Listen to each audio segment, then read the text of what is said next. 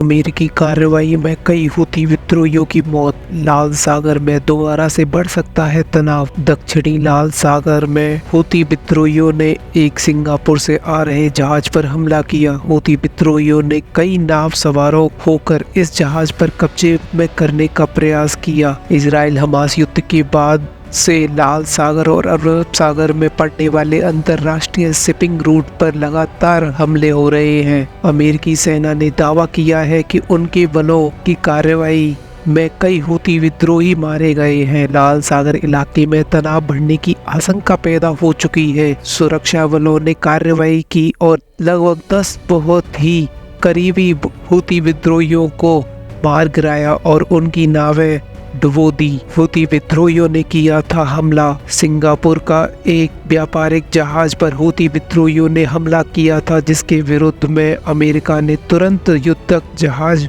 मौके पर ही हूथी विद्रोहियों को 2 एंटी शिपिंग मिसाइलों को तबाह कर दिया। और दक्षिणी लाल सागर में हूथी विद्रोहियों ने इस जहाज पर हमला किया। हूथी विद्रोहियों ने कई नावों में सवार होकर जहाज पर कब्जे में ले लिया और अमेरिकी नौसेना ने कार्रवाई करते हुए हूथी विद्रोहियों के जहाजों को मार गिराया। अमेरिका ने हेलीकॉप्टर पर गोलीबारी की। गोलीबारी के जवाब में अमेरिका ने हेलीकॉप्टर से हूथी विद्रोहियों को निशाना बना दिया। कई हूथी विद्रोही मारे गए, 3 नावें डूब गई, एक मौके से भाग निकलने में सफल रही। अमेरिकी सेना को कोई भी नुकसान नहीं हुआ है।